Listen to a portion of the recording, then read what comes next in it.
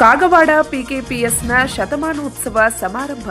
ಗ್ರಾಮೀಣ ರೈತರಿಗೆ ಸಹಕಾರಿಗಳು ವರದಾನವಾಗಿವೆ. ಶಾಸಕ ರಾಜು ಕಾಗೆ. ರಾಷ್ಟ್ರೀಕೃತ ಬ್ಯಾಂಕ್ಗಳು ಗ್ರಾಮೀಣ ಭಾಗದ ರೈತರಿಗೆ ಆರ್ಥಿಕ ಸಹಾಯ ನೀಡಲು ಹಿಂಜರಿಯುತ್ತಿದ್ದ ಕಾಲದಲ್ಲಿ ಸಹಕಾರಿ ಸಂಘಗಳು ಸ್ಥಾಪನೆಗೊಂಡು ರೈತರಿಗೆ ಆರ್ಥಿಕ ಸಹಾಯ ನೀಡುವ ಮೂಲಕ ರೈತರ ಏಳಿಗೆಗೆ ಶ್ರಮಿಸಿ ಅವರ ಪಾಲಿಗೆ ವರದಾನವಾಗಿವೆ. ಅದರಂತೆ ಕಾಗವಾಡ ಪಟ್ಟಣದಲ್ಲಿ 100 ವರ್ಷಗಳ ಹಿಂದೆ ಸ್ಥಾಪನೆಗೊಂಡ ಪಿಕೆಪಿಎಸ್ ಸಹಕಾರಿಯು ಇಲ್ಲಿಯ ರೈತರ ಆರ್ಥಿಕ ಮಟ್ಟವನ್ನು ಸುಧಾರಿಸಿ ಶತಮಾನೋತ್ಸವ ಕಂಡಿರುವುದು ಹೆಮ್ಮೆಯ ವಿಷಯವಾಗಿದೆ ಎಂದು ಶಾಸಕ ರಾಜು ಕಾಗೆ ಹೇಳಿದ್ದಾರೆ. ಅವರು ಸೋಮವಾರ ದಿನಾಂಕ 23ರಂದು ಕಾಗವಾಡ ಪಟ್ಟಣದ ವಿವಿಧೋದ್ದೇಶಗಳ ಪ್ರಾಥಮಿಕ ಗ್ರಾಮೀಣ ಕೃಷಿ ಸಹಕಾರ ಸಂಘದ ಶತಮಾನೋತ್ಸವ ಭವನ ಉದ್ಘಾಟಿಸಿ ನೂತನ ಸದಸ್ಯರಿಗೆ ಸಾಲ ವಿತರಿಸಿ ಮಾತನಾಡುತ್ತಿದ್ದರು. ಪಟ್ಟಣದ ಹಿರಿಯರು ಮುಂದಾಲೋಚನೆಯೊಂದಿಗೆ ಇಲ್ಲಿ ಸಹಕಾರಿ ಸಂಘವನ್ನು ಸ್ಥಾಪಿಸಿ ಇಲ್ಲಿಯ ರೈತರಿಗೆ ಆರ್ಥಿಕ ನೆರವು ನೀಡುವ ಜೊತೆಗೆ ಕೃಷಿಗಾಗಿ ಬೇಕಾಗುವ ಗೊಬ್ಬರ, ಯಂತ್ರೋಪಕರಣಗಳು ಮತ್ತು ಟ್ರ್ಯಾಕ್ಟರ್ ಖರೀದಿಗಾಗಿ ಅತಿ ಕಡಿಮೆ ಬಡ್ಡಿ ದರದಲ್ಲಿ ಸಾಲ ನೀಡಿ ರೈತರ ಜೀವನ ಮಟ್ಟವನ್ನು ಸುಧಾರಿಸುವ ಕೆಲಸ ಮಾಡಿದ್ದಾರೆ. ಈಗ ಆ ಸಂಸ್ಥೆಯು ಶತಮಾನೋತ್ಸವ ಆಚರಿಸುತ್ತಿದೆ. ಇದೇ ರೀತಿಯಾಗಿ ಈ ಭಾಗದ ರೈತರಿಗೆ ನೆರವು ನೀಡುವ ಮೂಲಕ ಸಹಕಾರಿಯು ಪ್ರಗತಿ ಸಾಧಿಸಲಿ. ನಾವು ಕೂಡ ಎಲ್ಲ ರೀತಿಯ ಸಹಾಯ ಸಹಕಾರ ನೀಡುತ್ತೇವೆ ಎಂದು ಭರವಸೆ ನೀಡಿದರು. ಶತಮಾನೋತ್ಸವದ ಆಚರಣೆಯನ್ನು ಮಾಡ್ತಾ ಇದ್ದೀವಿ. ವಿವಿಧ ಉದ್ದೇಶಗಳ ಪ್ರಾಥಮಿಕ ಸಹಕಾರಿ ಸಂಘ ತಳಿ ಇವತ್ತು ಹೊಸ ನಾಮಕರಣನೂ ಆಗೈತಿ. ಮೊದಲೆಲ್ಲ ನಾವೆಲ್ಲ ರೈತಾಪಿ ಜನರಿಗೆ ಯಾವ ಬ್ಯಾಂಕ್ದವರು ಒಳಗೂ ಬರಲಾಕ ಕೊಡ್ತಾ ಇರಲಿಲ್ಲ ನಮಗೆ. ಯಾಕಂದ್ರೆ ನಮ್ಮ ಬಟ್ಟೆ, ನಮ್ಮ ಚಪ್ಪಲ, ನಮ್ಮ ಧೋತ್ರ, ನಮ್ಮ ದಾಡಿ, ನಮ್ಮ ಹರಕಂಗಿ, ರೈತರಂದ್ರೆ ನಾವು ಬಹಳ ಅವಾಗಿನ ಕಾಲದಲ್ಲಿ ಕೀಳಾಗಿ ನೋಡ್ಕೊಳ್ಳುವಂತ ವ್ಯವಸ್ಥೆನೂ ಇತ್ತವಾಗ. ನಮ್ಮ ದುಡಿಮೆ ಮಾಡಲಿಕ್ಕೆ, ನಮ್ಮ ಒಕ್ಕಲ್ತನ ಮಾಡಲಿಕ್ಕೆ ಬೇಕಾಗುವಂತ ಸಾಮಗ್ರಿಗಳನ್ನ ಎಲ್ಲ ಮಾಡಲಿಕ್ಕೆ ಈ ಸಹಕಾರಿ ಸಂಘ ಒಂದು ಪ್ರಾರಂಭ ಮಾಡಿ ಎಲ್ಲ ರೈತರಿಗೆ ಅನುಕೂಲ ಆಗುವ ದೃಷ್ಟಿಕೋನದಿಂದ ಎಲ್ಲ ಹಳ್ಳಿಗಳಲ್ಲಿ ಅವಾಗಿನ ಹಿರಿಯರು, ನಮ್ಮ ಪೂರ್ವಜರು ಎಲ್ಲ ಹಿರಿಯರು ಕೂಡಿ ಒಂದು ಒಳ್ಳೆಯವಾದಂತ ರೈತರ ಬಾರುವಂತ ಚಿಂತನೆ ಆ ಕಾಲದಲ್ಲಿ ಮಾಡಿದ್ರು. ಇವತ್ತು ಇಷ್ಟು ಪೂರ್ವಜರು ತಮ್ಮ ಎಲ್ಲ ಕೆಲಸ ಕಾರ್ಯಗಳನ್ನು ಬಿಟ್ಟು ಇಂಥ ಸಂಸ್ಥೆಯನ್ನು ಕಟ್ಟಿ ಇವತ್ತು ನಮಗೆ ಅದರ ಕೊಡುಗೆಯಾಗಿ ಬಿಟ್ಟು ಹೋಗಿದ್ದಾರೆ. ಅವಾಗೆಲ್ಲ ಬಹಳ ಪ್ರಾಮಾಣಿಕತೆ ಜನರಲ್ಲಿ ಇತ್ತು. ಬೆಳಿಬೇಕು, ಊರು ಬೆಳಿಬೇಕು, ನಮ್ಮ ರೈತರು ಮುಂದೆ ಬರಬೇಕು, ರೈತರ ಜೀವನ ಸುಜಲಾಂ ಸುಫಲಾಂ ಆಗಬೇಕು, ನಾವು 2 ಹೊತ್ತು ಒಳ್ಳೆಯ ಆಹಾರ ಸೇವನೆ, ನಾವು ಜೀವನ ಒಳ್ಳೆ ಮನೆ ಕಟ್ಕೊಳ್ಬೇಕು. ನಾವೆಲ್ಲ ಪೈಲ ಅವಾಗ ಹಿರಿಯರೆಲ್ಲ ಗುಡಿಸದಲ್ಲಿ ವಾಸಿಸುವಂತ ಜನ, ನಮ್ಮ ರೈತಾಪಿ ಜನ. ಹಂಚಿನ ಮನೆಯೂ ಇಲ್ಲ ಆಗಿದ್ರು ಅಜ್ಜಾರ. ಎಲ್ಲಾ ರೈತರು ಮೊದಲೆಲ್ಲ ಗುಡಿಸಿನಲ್ಲಿದ್ರು. ಈಗೆಲ್ಲ 2 ಕೋಟಿ 10 ಕೋಟಿ ಮನೆಗಳು ಕಟ್ಟಿದೀವಿ, ಆ ಮಾತು ಬೇರೆ. ಈ ಸಹಕಾರ ಸಂಘಗಳು ಅವಾಗ ಏನ್ ಕೊಡ್ತಿದ್ರಪ್ಪ, 2,000 5,000 ಕೊಡ್ತಿದ್ರು ಒಂದು ರೈತಗೆ, ಒಬ್ಬ ಮೆಂಬರ್ಗೆ 2,000 ಕೊಡ್ತಿದ್ರು. ನೀವು ಇದೇ ಗೌಡ್ರ, ಕೆಂಪೇಗೌಡ್ರ. ಯಾಕಂದ್ರೆ ಅದರಿಂದ ಸ್ವಲ್ಪ ಆದ್ರೂ ಬೀಜ, ಯೂರಿಯಾನು ಕೊಡ್ತಿದ್ರು ಅವಾಗ. 1 ಎಕರೆಗೆ 1 ಚೀಲ 2 ಚೀಲ ಯೂರಿಯಾ,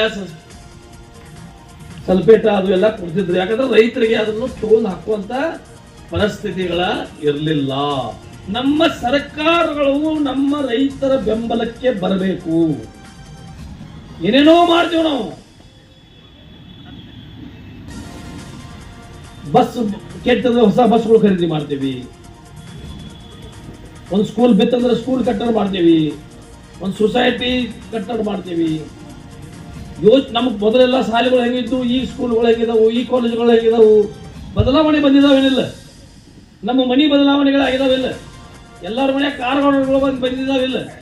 ಹಂಗೆ ರೈತರ ಏನಾದ್ರೆ ಬದಲಾವಣೆ ಆಗೈತೆ ಅಂತ ಯಾರೇ ಒಬ್ಬರು ಅಂತ ಹೇಳ್ರಿ. ಸರ್ಕಾರದಿಂದ ನಾವು ಒಬ್ಬ ರೈತ ನಾ ಕಲ್ಯಾಣ ಆಗಿದೆ ಅಂತ ಹೇಳ್ಬೇಕಾದ್ರೆ, ಅದಕ್ಕಾಗಿ ನಾವು ಇದು ಸರ್ಕಾರ ಉದ್ದೇಶಗಳು ನಮ್ಮಲ್ಲಿ ಒಂದು ರೈತರಿಗೆ ಅನುಕೂಲಗಳಾಗಿದ್ದಾವೆ. ಈಗ ನಮಗೆ ಭಾಳ ಯಾಕಂದ್ರೆ ವರ್ಷ 0 ಬಡ್ಡಿಯಲ್ಲಿ ನಾವು ತಗೋತೀವಿ. 100% ವಸೂಲಿ ಅಂತೇಳಿ ಹೇಳ್ರಿ ಅದನ್ನ ಗೌಡ್ರ. 100% ವಸೂಲಿ ನಮ್ಮ ತರತ್ತೆ ಹೋದ್ ನೀವು ತುಂಬ್ತೀರಿ, ಮತ್ತೆ ತಂತು ಕೊಡ್ತೀರಿ. ಇದು 100%. ಮತ್ತೆ ನಮ್ಮ ರೈತರು ಯಾರು ತುಂಬ್ತೀರಿ, ನೀವು ಯಾರು ತುಂಬ್ತೀರಿ? ಅಲ್ಲ ಭಾಷಣ ಹೇಳೋದಾದ್ರೆ ನಾವು ಭಾಳ ಚಂದ ನಡೆಸಿದೀವಿ ಅಂತೇಳಿ 100% ಇರ್ಲಿ. ಅದೇನು ಕೆಟ್ಟ ಉದ್ದೇಶ ಇಲ್ಲ. ನಮ್ಮ ರೈತರಿಗೆ ನೀವು ಲಾಟ್ ಕೊಡಿದಿಲ್ಲ 2 ಲಕ್ಷ ಕೊಡಿ, ಮತ್ತೆ ಹೆಚ್ಚು ಮಾಡ್ಕೊಂಡಿಲ್ಲ. 10,000 ಎಕರೆದಾಗ 7,000 ಎಕರೆ ಸೌಳ ಆಗೈತೆ. ಸೌಳ ಜವಳಿಗೆ ನಮ್ಮ ರೈತರಿಗೆ ಹೆಲ್ಪ್ ಮಾಡ್ರಿ. ಇಲ್ದಿದ್ರೆ ಮುಂದಿನ ದಿನಮಾನಗಳಲ್ಲಿ ರೈತರು ಬದುಕಲಿಕ್ಕೆ ಸಾಧ್ಯನೇ ಇಲ್ಲ ಅನ್ನುವಂಥ ಮಾತನ್ನು ಮೊನ್ನೆ ಅಸೆಂಬ್ಲಿಯಲ್ಲಿ ಹೇಳಿದೀವಿ ನಾವು. ಆಮೇಲೆ ನೀರಾವರಿ ಪಂಪ್ ಸೆಟ್ಗಳಿವು ಏನು ಸಾಮೂಹಿಕ ನೀರಾವರಿ ಮಾಡಿದ್ರಲ್ಲ ನೀವು, ಅವಕ್ಕೆಲ್ಲ ಎಟ್ಟೆಟ್ಟ ಒಬ್ಬೊಬ್ರದ್ದು 40 ಲಕ್ಷ 50 ಲಕ್ಷ ಬಿಲ್ ಇದಾವಿಲ್ಲ. ಯಾರಿದಾರ ಇಲ್ಲ ಸರ್ 40 ಲಕ್ಷ 50. ನಮ್ಮ ಉಗಾರದು ಒಂದು ಐತೆ, ಅದ 6 ಕೋಟಿನೇ ಐತೆ ತುಂಬುದು. ಇನ್ನು 10 ಕೋಟಿ ಆಗಲ್ಲ ತೋರ್ಲಾಗ ಅವ್ರು ನೀವೇನು ತುಂಬರ್ದ್ರಿ, ಅದು ಆಮೇಲೆ ಬಂದ್ ಮಾಡೋದು. ಅಲ್ಲಿ ಬನ್ನಿ ಮಾತಾಡಿಲ್ಲ. ಈಗಿನ ಮರಿಗೆ ಸಾಲ ಅದನ್ನು ಬಂದ್ ಮಾಡ್ರಲ್ಲ, ಸೂಟ್ ಮಾಡ್ರ ಅವ್ರದ್ದು. ಇನ್ನು ಮುಂದೆ HP ಮ್ಯಾಗ ಏನ್ರಿ ತುಂಬಿಸ್ರಿ ನೋಡ್ರಿ. ಹೇಳಿ ಅದನ್ನ 50 ಮಂದಿ 100 ಮಂದಿ ಕೂಡಿ ಮಂಗಸೂಳಿ ಲೋಕೂರ ಆ ಕಡೆ ಮದಬಾವಿ ಹೊಳಿಂದ ನೀರು ಒಯ್ತಾರ. ಒಬ್ಬಗ ನೀರು ಒಯ್ದಾಕ ಸಾಧ್ಯತೆ ಅನ್ರಿ ಅಷ್ಟು ದೂರ 20 ಕಿಲೋಮೀಟರ್. ಇವತ್ತು ಸಂಘ ಹುಟ್ಟಿ ನಾಳೆನ ಬಂದ್ ಮಾಡುವಂತ ಉದಾಹರಣೆಗಳು ಸಾಕಷ್ಟು ನಾವು ಕಂಡಿದ್ದೀವಿ.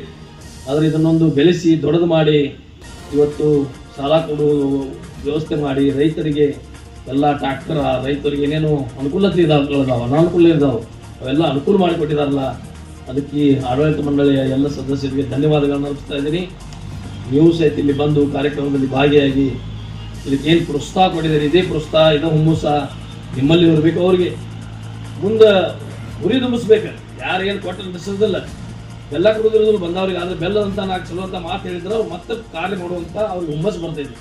ಅದಕ್ಕಾಗಿ ಆ ಮ್ಯಾನೇಜ್ಮೆಂಟ್ದವ್ರು ನೀವು ಬೆನ್ನೆಲುಬಾಗಿ ನಿಲ್ಲಬೇಕು ಅನ್ನುವಂಥ ಮಾತನ್ನು ಹೇಳ್ತಾ ನಾವು ಸಹಿತ ಅವ್ರಿಗೆ ಸಹಕಾರ ಕೊಡ್ತಾ ಇದ್ದೀವಿ. ಏನು ಬೇಕಾದ್ರೆ ನಾನು ಲಕ್ಷ್ಮಣ ಸವದಿ ಅವರು ನಾವೆಲ್ಲ ಇಲ್ಲಿ ಮೊದಲೆಲ್ಲ ಈ 30-35 ವರ್ಷದ ಲಕ್ಷ್ಮಣನ ಈ ಸಹಕಾರಿ ಕ್ಷೇತ್ರದಲ್ಲಿ ಒಂದು ಬದಲಾವಣೆ ತಂದು ಯಾವಾಗ ಇಲ್ಲಿ ನಮ್ಮ ಪ್ರತಿನಿಧಿ ಈ ಜಿಲ್ಲಾ ಮಧ್ಯವರ್ತಿ ಬ್ಯಾಂಕಿನ ಪ್ರತಿನಿಧಿಯಾಗಿ ಹೋದ್ರು, ಇಡೀ ಜಿಲ್ಲಾದಾಗ 10 ಅಟ್ಟ ಐತಿ, ಮತ್ತು ನಮ್ಮ ತಾಲೂಕಾಗ 10 ಅಟ್ಟ ಐತಿ.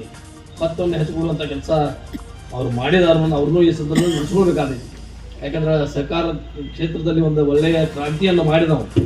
ಅದಕ್ಕೂ ಅವನು ನಮ್ಮ ಹೆಮ್ಮೆ ಅನಿಸ್ತೈತೆ ನಮಗೆಲ್ಲ. ಈ ಥರದಿಂದ ಇವತ್ತು ನನ್ನನ್ನು ಕರೆಸಿ ಸತ್ಕರಿಸಿ ಕೆಲವು ವಿಚಾರಗಳನ್ನ ಮಾತಾಡಲಿಕ್ಕೆ ಅನುವು ಮಾಡಿಕೊಟ್ಟಂಥ ಎಲ್ಲ ಊರಿನ ಹಿರಿಯರಲ್ಲಿಯೂ, ಎಲ್ಲ ಬುದ್ಧಿಜೀವಿಗಳಲ್ಲಿಯೂ, ಎಲ್ಲ ಆಡಳಿತ ಮಂಡಳಿ ಮತ್ತು ಸಿಬ್ಬಂದಿ ವರ್ಗದ ಎಲ್ಲ ಸದಸ್ಯರಲ್ಲಿಯೂ ವಂದಿಸಿ ನನ್ನ 2 ಮಾತಿಗೆ ವಿರಾಮ ಹೇಳ್ತಾ ಇದ್ದೀನಿ. ಕಾರ್ಯಕ್ರಮದ ದಿವ್ಯ ಸಾನ್ನಿಧ್ಯವನ್ನು ಕವಲ್ಗುಡ್ಡದ ಪರಮ ಪೂಜ್ಯ ಅಮರೇಶ್ವರ ಮಹಾರಾಜರು, ನಾಂದನಿ ಜೈನ ಮಠದ ಸ್ವಸ್ತಿ ಶ್ರೀ ಜೈನಸೇನಾ ಭಟ್ಟಾರಕರು, ಕಾಗವಾಡ ಗುರುದೇವಾಶ್ರಮದ ಪರಮ ಪೂಜ್ಯ ಯತೀಶ್ವರಾನಂದ ಶ್ರೀಗಳು, ಬೆಡಗದ ಬನಸಿದ್ದ ಮಹಾರಾಜರು ವಹಿಸಿದರು. ಇದೇ ವೇಳೆ ಅಮರೇಶ್ವರ ಶ್ರೀಗಳು ಮತ್ತು ಯತೀಶ್ವರಾನಂದ ಶ್ರೀಗಳು ಮಾತನಾಡಿ ಸಹಕಾರಿಗೆ ಶುಭಾಶಯ ಕೋರಿದರು. ಕೂಡ ಒಂದ್ ಕಡೆ ಅನಿಸ್ತದೆ. ಅವತ್ತು ಬಹುತೇಕ ಹುಟ್ಟಿದ ಗದಗ ಜಿಲ್ಲೆಯಲ್ಲಿ ಅದರ ಸಹಕಾರ ರಂಗ ಎಲ್ಲಿ ಹೆಚ್ಚು ಬೆಳೆದಕ್ಕೆ ನಮ್ಮ ಬೆಳಗಾವಿ ಜಿಲ್ಲೆಯವರು ಬೆಳೆದ ಬಹಳ ಅಪರೂಪವಾಗಿರ್ತಕ್ಕಂಥ ಕೆಲಸವನ್ನು ಸಹಕಾರಿ ರಂಗ ಮಾಡ್ತಾ ಇದ್ವಿ. ರಾತ್ರಿ 12 ಗಂಟೆಗೂ ಕೂಡ ನಿಮ್ಮ ಮತ್ತು ಚೇರ್ಮನ್ರ ಸಂಬಂಧಗಳು ಒಳ್ಳೇದಂತ ವಿಶ್ವಾಸವನ್ನು ಇಟ್ಕೊಂಡಾಗ ರಾತ್ರಿ 12 ಗಂಟೆಗೆ ಬಂದರೂ ಕೂಡ ಬ್ಯಾಂಕ್ನ ಬಾಗಿಲು ತೆರೆದು ನಿಮಗೆ ಕಷ್ಟಕ್ಕೆ ಸ್ಪಂದನೆ ಮಾಡ್ತಕ್ಕಂಥ ಕ್ಷೇತ್ರ ಅದು ಸಹಕಾರಿ ರಂಗ ಅಂತಕ್ಕಂಥದ್ದು ಕೂಡ ನಾವೆಲ್ಲ ತಿಳ್ಕೊಂಡಿರ್ತಕ್ಕಂಥದ್ದು. 100 ವರ್ಷಗಳವರೆಗೆ ಬರಬೇಕಾಗಿದ್ದರೆ ಬ್ಯಾಂಕ್ ಬಹುತೇಕ ದಿನಕ್ಕೂ ಸಾವಿರಾರು ಬ್ಯಾಂಕ್ಗಳು ಉದ್ಘಾಟನೆ ಆಗ್ತಾವ, 100 ಸಾವಿರಾರು ಲೋಕಾರ್ಪಣೆ ಆಗ್ತಕ್ಕಂಥ ಸ್ಥಳದಲ್ಲಿ ಕೊನೆಗೆ ಬಂದು ಉಳಿತಕ್ಕಂಥ 3 ಉಳಿತಿರ್ತಾವ. ಕಾರಣ ಏನು ಅಂತ ಕೇಳಿದ್ರೆ ಒಳಗೆ ಕೆಲಸ ಮಾಡ್ತಕ್ಕಂಥವ್ರ ಕೈಗಳು ಸ್ವಚ್ಛ ಇರಬೇಕು, ಈ ಸಂಸ್ಥೆಯನ್ನು ಮುನ್ನಡೆಸ್ತಕ್ಕಂಥವ್ರ ಕೈಗಳು ಬಹಳ ಸ್ವಚ್ಛ ಇರಬೇಕು. ಅಂದಾಗ ಮಾತ್ರ ಈ ಸಂಸ್ಥೆಗೆ ಉಳಿಲಿಕ್ಕೆ ಸಾಧ್ಯ ಅಂತಕ್ಕಂಥ. ಯಾಕಂದ್ರೆ ಎಷ್ಟೋ ಸಂಸ್ಥೆಗಳು ಕಟ್ಕೊಂಡು ಸ್ವಾರ್ಥಕ್ಕಾಗಿ ಬಳಸ್ಕೊಂಡು ಇನ್ಯಾವುದಕ್ಕೂ ಬಳಸ್ಕೊಂಡಿರ್ತಕ್ಕಂಥ ಸಂಸ್ಥೆಗಳು ಅಳಿವಿನ ಅಂಚೆಲೆಯಲ್ಲಿ ಇರ್ತಕ್ಕಂಥದಕ್ಕೆಲ್ಲ ನೋಡ್ಕೊಂಡು ಬಂದಿರ್ತಕ್ಕಂಥ. ಅದಕ್ಕೆ ಬಂಧುಗಳೇ ಬಹಳ ವಿಶೇಷವಾಗಿರ್ತಕ್ಕಂಥ ಸಹಕಾರಿ ರಂಗ ಕೆಲಸವನ್ನು ಮಾಡ್ತಾ ಇದೆ. ಬಹುತೇಕ ನಿಮ್ಮ ಭಾಗದಲ್ಲಿ ನಮ್ಮ ಹಿರಿಯರಾಗಿರ್ತಕ್ಕಂಥ ಕಲ್ಲಪ್ಪನವರು ಕಾರ್ಖಾನೆಯನ್ನು ಕಟ್ಟಬೇಕಾದ್ರೆ ಆ ಸಂದರ್ಭದೆಲ್ಲ ನೋಡ್ಕೊಂಡು ಬಂದಿದೆ. ಅಂತ ಸಂದರ್ಭದಲ್ಲಿ ಅಂತ ಕಷ್ಟವನ್ನ ಸಹಿಸಿ ಮತ್ತೆ ಎತ್ತರಕ್ಕೆ ಬೆಳೆದಕ್ಕಂತ ಸಂದರ್ಭದಲ್ಲಿ ನಿಮ್ಗೆಲ್ಲ ಎಷ್ಟು ಅನುಕೂಲತೆ ಆಗಿತ್ತು ಅನ್ನತಕ್ಕಂಥದ್ದು ಸಹಕಾರಿ ರಂಗ ನಿಮಗೆ ಮಾದರಿ ಆಗ್ತದೆ. ಬಹುತೇಕ ಈ ಭಾಗದಲ್ಲಿ ದತ್ ಕಾರ್ಖಾನೆ ಹೆಚ್ಚು ಪ್ರಸಿದ್ಧಿಯನ್ನು ಪಡೆದಿರ್ತದೆ. ಬಹುತೇಕ ನಿಮ್ ಎಲ್ಲರಿಗಿಂತನೂ ಮಹಾರಾಷ್ಟ್ರದೊಳಗೆ ಹೆಚ್ಚು ರೇಟ್ ಕೊಡ್ತಕ್ಕಂಥ ಕಾರ್ಖಾನೆ ಕೂಡ ಜನ ಮಾತನಾಡ್ತಾರೆ. ಇದಕ್ಕೆಲ್ಲ ಕಾರಣ ಏನು ಅಂತ ಕೇಳಿದ್ರೆ ರೈತನು ಬದುಕಬೇಕು, ಸಂಸ್ಥೆಗಳು ಬದುಕಬೇಕು, ನಾವೆಲ್ಲರೂ ಬಂದದ್ದು ಎದಕ್ಕಂತ ಸಂಸ್ಕೃತದಲ್ಲಿ ಸುಭಾಷಿತ ಬರ್ತಾರೆ, ಪರಸ್ಪರ ಭಾವ ಎಂತಹ ಅಂತೇಳಿ. ಅದಕ್ಕೆ 100 ವರ್ಷಗಳ ಒಳಗೆ ಈ ಸೊಸೈಟಿ ನಡ್ಕೊಂಡು ಬಂದತ್ತಂತಂದ್ರೆ ಒಬ್ಬರಿಗೊಬ್ಬರು ಪರಸ್ಪರ ಮನೋಭಾವನೆಗಳೇ ಕಾರಣ ಅಂತಂತ ಅನಿಸ್ತಾರೆ. ಯಾಕಂದ್ರೆ ನಮ್ಮ ಜ್ಯೋತಿ ಕುಮಾರ್ ಪಾಟೀಲ್ ಅವರು ಹೇಳಿದರು, ನಾನು ಹೊಸಬ ಇದರ ಅಧ್ಯಕ್ಷ ಆಗಲಿಕ್ಕೆ, ಆದರೆ ನನ್ನ ಬೆನ್ನೆಲುಬಾಗಿ ನಮ್ಮ ಉಪ್ಪಾರ ಬಸ್ಸು ಅವರು ಮತ್ತು DLB ಬಸ್ಸು ಅವರು ಮಾರ್ಗದರ್ಶನ ಮಾಡ್ಕೊಂತ ಬಂದರು. ಅದಕ್ಕೆ ಜಗಕ್ಕೆ ಅನುಕೂಲ ಆಯಿತು ಅಂತೇಳಿ ಅದು ನಿಜವಾಗಿರ್ತಕ್ಕಂಥ ಮಾತು. ಯಾಕೆ ಅನುಭವಕರು ಬೇಕಾಗ್ತಾರೆ.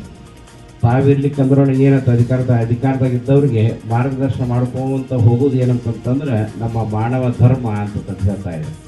ಅದಕ್ಕೆ ಯಾವ ರೀತಿಯಾಗಿ ಒಂದು ಗಿಡ ತಾನು ಬಿಸಿಲಿಗೆ ನಿಂತು ಮತ್ತೊಬ್ಬರಿಗೆ ನೆರಳನ್ನು ಕೊಡ್ತಾ ಇದೆ, ಹಣ್ಣು ಕೊಡ್ತಾ ಇದೆ. ಅದಕ್ಕೆ ಆ ರೀತಿಯಾಗಿ ಈ ಸೊಸೈಟಿ ಕೂಡ ಸೊಸೈಟಿಯಲ್ಲಿರ್ತಕ್ಕಂಥ ಆಡಳಿತ ಮಂಡಳಿ ಕೂಡ ತನಗೆ ಎಷ್ಟೇ ಇದ್ದಿದ್ರು ಕೂಡ ಏರುಪೇರಿದ್ರು ಕೂಡ ಎಲ್ಲರೂ ಸರಿದೂಗಿಸಿಕೊಂಡು ಎಲ್ಲರಿಗೆ ಸಹಾಯ ಸಹಕಾರ ಉಪಕಾರವನ್ನು ಮಾಡಿರ್ತಕ್ಕಂಥ ಒಂದು ಮನೋಭಾವನೆ ಅದು ಎಲ್ಲರಿತ್ತು ಅಂತಂದ್ರೆ ನಮ್ಮ ಕಾಗವಾಡ ಸೊಸೈಟಿಯಲ್ಲಿದೆ ಅಂತ ನಾನು ಹೆಮ್ಮೆಯಿಂದ ಹೇಳ್ತಾ ಇದ್ದೇನೆ. ಅಷ್ಟೇ ಇಲ್ಲ, ಈ ಶತಮಾನೋತ್ಸವ ಭವನ ಭಾಳ ಸಂತೋಷ ಆಯ್ತು ನನಗೆ. 100 ವರ್ಷಗಳ ವಸಂತಗಳನ್ನು ಕಂಡಿರ್ತಕ್ಕಂಥ ಈ ಶತಮಾನೋತ್ಸವ ಭವನ ನಮ್ಮ ಕಾಗವಾಡದಲ್ಲಿ ಆಗಿದ್ದು ಭಾಳ ಹೆಮ್ಮೆಯ ವಿಷಯ.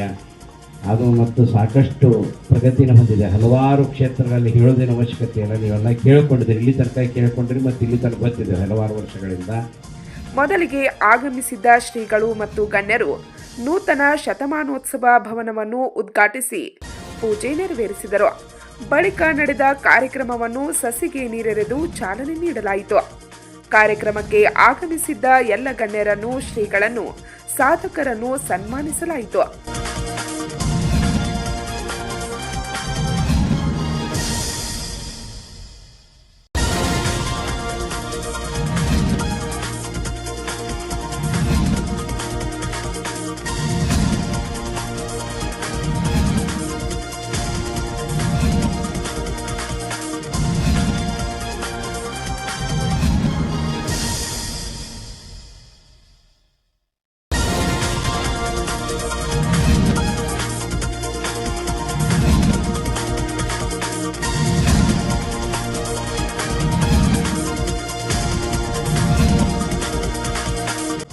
ಬಳಿಕ ಸಿಬ್ಬಂದಿ ವರ್ಗದವರಿಗೆ ಉಡುಗೊರೆ ನೀಡಿ ಗೌರವಿಸಲಾಯಿತು.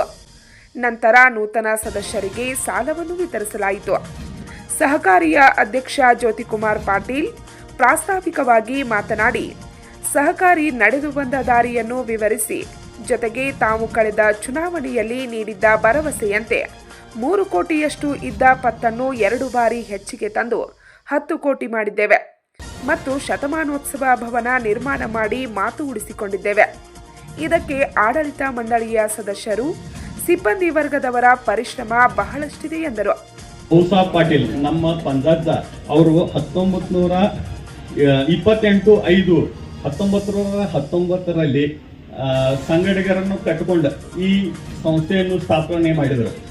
ಆಗ ಆ ಸಂಘದಲ್ಲಿ ಒಟ್ಟು 28 ಜನ ಸದಸ್ಯರಿದ್ದರು. ಹಾಗೂ ಕುಲಕರ್ಣಿ ಅವರ ಮನೆಯಲ್ಲಿ ಬಾಡಿಗೆಯಲ್ಲಿ ಈ ಸಂಸ್ಥೆಯನ್ನು ಸ್ಟಾರ್ಟ್ ಮಾಡಿ ಹಾಗೂ ಮುಂದೆ ಬರ್ತಾ ಈಗ ವಿವಿಧ ಉದ್ದೇಶಗಳ ಪ್ರಾಥಮಿಕ ಸಂಘದ 27/6/2023 ನಾಮ್ ಹೆಸರು ಚೇಂಜ್ ಆಗಿ ಕಾರ್ಯನಿರ್ವಹಿಸ್ತಾ ಇದೆ. ಈ ಸಂಘಕ್ಕೆ ಟೋಟಲ್ 2409 ಸದಸ್ಯರು ಹೊಂದಿದ್ದು ಅದರಲ್ಲಿ 1685 ಜನ ಸಾಲಗಾರ ಇದ್ದಾರೆ. ಅದರದ 1,04,00,000 ರೂಪಾಯಿ ಷೇರ್ ಬಂಡವಾಳ ಇದೆ.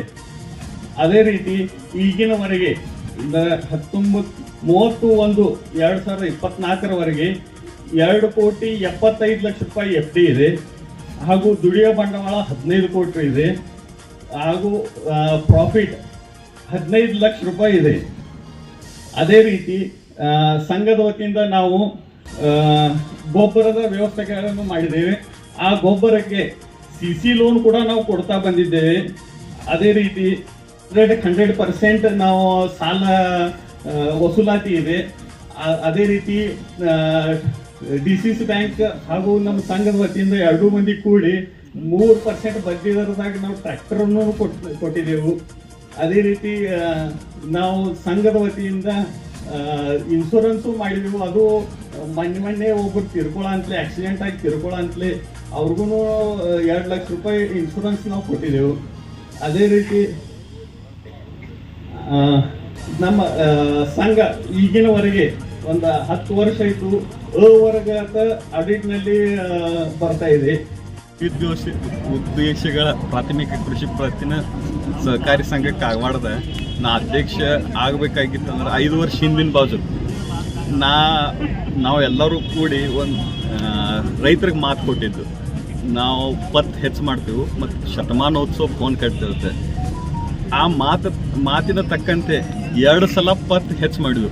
3 ಕೋಟಿ ಇದ್ದಿದ್ದ 7 ಕೋಟಿ ಹೆಚ್ಚು ಮಾಡ್ಕೊಂಡು ಬಂದು ಇವತ್ತಿನ ದಿವಸ 10 ಕೋಟಿ 35 ಲಕ್ಷ ರೂಪಾಯಿ ಪತ್ತು ಹೆಚ್ಚಾಗೈತಿ. ಮತ್ತು ಶತಮಾನೋತ್ಸವ ಭವನ ಕಟ್ತೀವತ್ತ ನಾವು ಮಾತು ಕೊಟ್ಟಿದ್ದು. ಅದರ ತಕ್ಕಂತೆ ನಾವು ಹೋಗೋಕ್ಕಿಂತ ಮುಂಚೆ, ನಮ್ಮ ಅವಧಿ ಮುಗಿಯೋಕ್ಕಿಂತ ಮುಂಚೆನೇ ನಾವು ಶತಮಾನೋತ್ಸವ ಭವನ ಯಾವುದೂ ಸರ್ಕಾರಿ ಹಣ ಇದು ಅಪೇಕ್ಷೆ ಪಡೋದು ಸವಲತ್ತು ಇಲ್ಲದೆ ನಮ್ಮ ಸ್ವಂತ ಬಂಡವಾಳನ್ಯಾಗ ನಾವು ಇದು ಕಟ್ಟಿದ್ದೀವಿ. ಇದು ನಮಗೆ ಹೆಮ್ಮೆ ತಂದೈತಿ. ಮತ್ತು ನಾವು ಇಷ್ಟು ಮಾಡಿದಕ್ಕೆ ಸಮಾಧಾನ ಇದು ಈ ಮಾಧ್ಯಮದ ಮುಖಾಂತರ ಹೇಳಕ್ಕೆ ನಾನು ಇಷ್ಟಪಡ್ತೀನಿ. ಈ ಸಮಯದಲ್ಲಿ ಹಲ್ಯಾಳ್ ಕೃಷ್ಣ ಸಕ್ಕರೆ ಕಾರ್ಖಾನೆಯ ಅಧ್ಯಕ್ಷ ಪರಪ್ಪ ಸವದಿ, ಉಪಾಧ್ಯಕ್ಷ ಶಂಕರ್ ವಾಗ್ಮೋಡೆ, ಶಿರಗುಪ್ಪಿ ಸಕ್ಕರೆ ಕಾರ್ಖಾನೆಯ ಅಧ್ಯಕ್ಷ ಮಾಜಿ ಶಾಸಕ ಕಲ್ಲಪ್ಪನ ಮಗ್ಗೆನವರ್, ಶಿರೋಳ್ ದತ್ತ ಸಕ್ಕರೆ ಕಾರ್ಖಾನೆಯ ಅಧ್ಯಕ್ಷ ರಘುನಾಥ್ ಪಾಟೀಲ್, ಚಿಕ್ಕೋಡಿ CBKSS ಕಾರ್ಖಾನೆಯ ನಿರ್ದೇಶಕ ಅಣ್ಣಾಸಾಬ್ ಪಾಟೀಲ್, ತಹಸೀಲ್ದಾರ್ ರಾಜೇಶ್ ಬುರ್ಲಿ, BDCC ಬ್ಯಾಂಕ್ ನಿಯಂತ್ರಣಾಧಿಕಾರಿ ಶಂಕರ್ ನಂದೇಶ್ವರ್, ಮಲ್ಲಪ್ಪ ರಾವುತ್ನವರ್, ಅಣ್ಣಾಸಾಬ್ ಖಠಾರೆ, ಸೌರಭ್ ಪಾಟೀಲ್, ರಮೇಶ್ ಚೌಗ್ಲಾ, ಪದ್ಮಾಕರ್ ಕರವ್, ಶಾಂತಿನಾಥ್ ಕರವ್, ಶಾಂತಿನಾಥ್ ಕಿನಿಕೆ ಮತ್ತು ಸಹಕಾರಿಯ ಉಪಾಧ್ಯಕ್ಷ ಬಸವರಾಜ್ ಉಪ್ಪಾರ್, ಸದಸ್ಯರಾದ ಬಸನಗೌಡ ಪಾಟೀಲ್, ಸತ್ಯಗೌಡ ಪಾಟೀಲ್, ಗೌಸ್ ಸೈಯದ್, ಕುಮಾರ್ ಪೂಜಾರಿ, ಚನಗೌಡ ಪಾಟೀಲ್, ಅನಿಲ್ ಮಾಳಿ, ಅನಿಲ್ ಭಜಂತ್ರಿ, ಕವಿತಾ ಮಗ್ದುಮ್, ಬ್ಯಾಂಕ್ ನಿರೀಕ್ಷಕ BI ಪಾಟೀಲ್, ಕಾರ್ಯದರ್ಶಿ ರಾಜೇಂದ್ರ ಪೂಜಾರಿ ಸೇರಿದಂತೆ ಸಹಕಾರಿಯ ಎಲ್ಲ ರೈತ ಸದಸ್ಯರು, ಸಿಬ್ಬಂದಿ ವರ್ಗದವರು, ಗ್ರಾಮಸ್ಥರು ಉಪಸ್ಥಿತರಿದ್ದರು. ಅಜಿತ್ ಕರವ್ ಸ್ವಾಗತಿಸಿದರು. AS ಪಾಟೀಲ್ ನಿರೂಪಿಸಿದರು. AJ ಪಾಟೀಲ್ ವಂದಿಸಿದರು. ಪಂಚ್ ನ್ಯೂಸ್ಗಾಗಿ ಕಾಗವಾಡದಿಂದ ಬಸವರಾಜ್ ತಾರ್ದಾಳೆ.